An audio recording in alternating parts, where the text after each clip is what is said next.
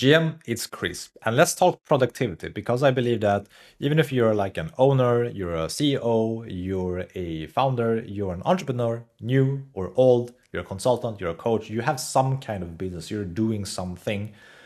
At the end of the day, there's a human behind the facade or behind the business, behind the LLC, right? And like everything online is essentially comprised of human beings, both offline and online. So how you spend your time and on what you spend your time essentially dictates if you make a ton of money online or if you don't make any money online. And let's just think about this logically for a second. So everyone has the same amount of time, or roughly the same, depends on how long you live, right? But we have a certain set amount of time during our lifetime. We have a certain amount of time which is the same during the day, each and every single day. So, how come that someone can succeed and make a ton of money and make everything work for them and make 100K per month or 1 mil per month? And how come there is someone on the other spectrum who can't really make anything, who is struggling, where the business is not going well? How come? Because both of these individuals, the millionaire here and the brokey here, have the same amount of time. So how come that both of these who have the same amount of time, both are human beings at the end of the day? How come one can make everything work and one cannot make everything work? Essentially, it is how you spend your time and on what you spend your time, and if it has leverage. That's the key things that I have discovered from doing this and doing client work, having my own thing online, being a copywriter, marketer, marketing strategist, and just trying to manage my time. Because back in the day, I used to be an engineer and I was employed for like almost 10 years, and I was quite happy that I was able to get out of that rat race before I hit the 10-year mark. It was like, oh shit, I can't hit the 10 years being in the field and being trapped here. But that is a story for another video. So managing your own time and essentially shifting that employee mindset, perhaps, even if you have your own thing, is really important. Because when we're shifting from going from an employee mindset, now if you're like a CEO or something, you don't have it, you have employees. But there is a shift that needs to happen for you to understand the leverage that each task has, and then how to focus on each thing that moves the business forward. I believe I've talked about this in other videos as well, but being able to know in a given time span what you spend your time on, like meticulously, and if it is the right thing that you're spending your time on, and if it has a leverage, decides if you are in this bracket for someone who makes a ton of money and succeeds, and those who don't. So, for me, for example, I have 3 things that I need to do every single day for me to move my business forward. If I don't do them, nothing happens. For me, it's first delivery because I don't have employees, right? It's just me. I'm a solopreneur. For me, I need to deliver tasks. So I do that and I start with that every morning. Then I have a section where I create, and this has leverage. So, and in this order, when I work with people, when I work with clients, when I work on a marketing project, I get some ideas, I get some stuff that I solve, problems that I can talk about, perhaps I get results that I can show up as well. And that feeds into creating content because then from the stuff that I do or the marketing or the service that I have or the offer that I create, from that I can create content for people who will be fit that offer.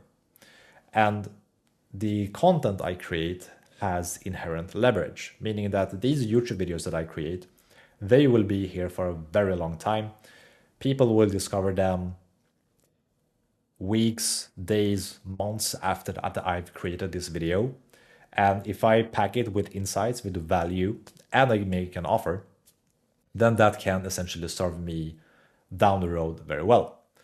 But the thing is that a lot of people, I think, focus just on content in the middle when it takes time, right? It takes a ton of time, and you're paying with your time as well in order to create the content. So the third block that I have is outreach, creating conversations. I just created another video about conversations and how conversations is actually the thing that leads to revenue, leads to growth, leads to profit. And most people don't have conversations enough. So that is something. So my work block, and this depends on where you are on your journey. Like if you're Jeff Bezos, you will not sit and do outreach or, creating deliverables for specific people, but your deliverable is for the company, taking the correct, right decision in order to move the business forward in the right way. And then you have to manage all of the people below you, the employees, and everything gets done. But most likely you have managers for that as well. So knowing what you focus your time on every single day and does it have leverage is the things that move the needle, essentially. So someone who is spending their time here, who are succeeding, are doing vastly different things in a focused manner compared to someone who is here, who is not succeeding. For example, if you are a solopreneur of some kind or a coach or whatever, but you're still like gaming at the night, you're still watching Netflix, you're still, decompressing from work and you're not working weekends and stuff like that, pretty much that is kind of like focused on the wrong things. Like all of the people who are really successful, they work every single day. Not because of like they have to or it's a job or something like that, but they love it. They actually enjoy it. They see the mission, and it's the thing that makes them want to wake up in the morning, get up, and do stuff. There is a purpose behind it, right? So it's a purpose-driven business. So if you are spending your time focused on a specific task or a specific project or a specific decision that you need to do, then that is time well spent. And from my experience, like jumping around and doing stuff here and there, like, yeah, you can have different focuses during the day, but there needs to be certain time blocks for it so it happens. So it's easy to sit down and just work. Like if you sit down and you've spent like 12 hours working, then probably you did not really get much done, I would say. So if you go into a work block and you set a timer for like, let's say, 2 hour work session, and you have a very, very specific task or deliverable or thing that you want to accomplish by the end of this session, and you do it, then that was time well spent. So I found that having certain blocks during the day where you focus on just one thing. For me, for example, right now, I'm drinking my coffee and everything. So right now is the block of creating content for me, which has a ton of leverage and future potential, not now. And that is how I essentially get work done and more work done than before when I was just all over the place. I was just working. I was tweaking a website here. I was writing copy there. I was checking the meta ads and the Andromeda update there. I was watching a YouTube video there. Bruh, that is a recipe for failure. Waking up in the morning and the first thing you do is check your email. I'm the same. Bruh, you will not make it. So being able to focus on a single task for a specific time as well is really key. And, you know, I've had the problem of essentially spending too much time working, so I really need to cap my time instead of just getting going. Once I get going, I can't really let it go until, it just expands. So that is a interesting phenomena, and there I believe there is a written law for it of how it works, the principle of if you work on something and you have time, let's say you have 8 hours to work on something, the time allotted to work on that thing will expand to fill the time you give it. That is why working on specific tasks and projects that you can one finish for that block and then giving it a time is super important, like very important. Because if I just sit down and work, I will sit down and work for like 12 hours and it's like then everything else in the life crashes. So having specific time slots, let's say that you have a 1.5 hour time slot to one specific thing, or 2 hours.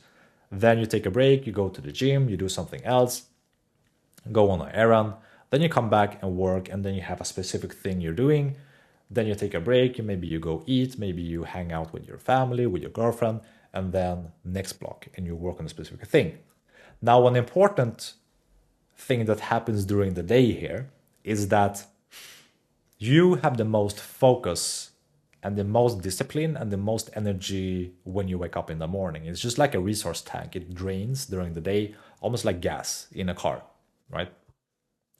So you really don't want to introduce tasks and stuff that you do that introduces chaos and entropy early in the morning.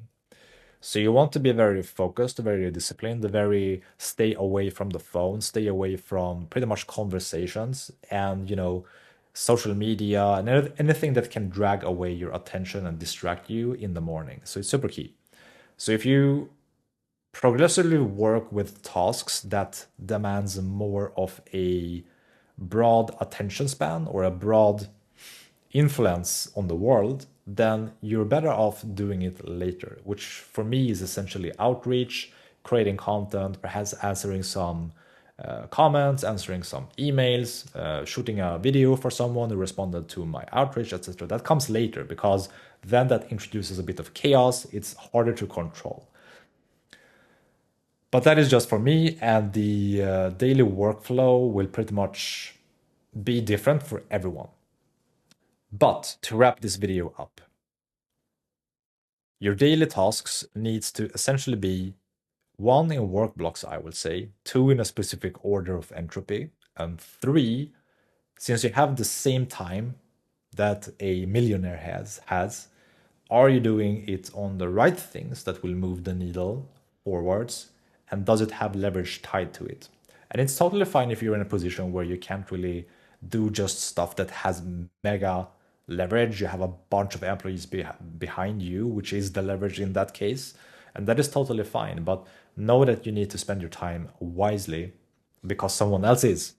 And that is pretty much your competition as well. Now, this was a very long-winded video, but I really wanted to create this like productivity video because I believe that a lot of people, especially those who come out perhaps of a job and have a certain employee mindset, or if you are a coach or consultant who has very limited bandwidth, you're busy all the time. Even local businesses that I reach out to, they are so busy all the time. But how can you be so busy besides the actual working with your clients and your customers? Then you're probably doing stuff that is not really moving the needle, or it hasn't enough leverage to it. All right, this was a long video, but I hope it was helpful. And if you have any comments, just drop them below and I'm happy to answer about productivity and stuff like that because I know some stuff that have worked for me. So with that, take care. Bye-bye.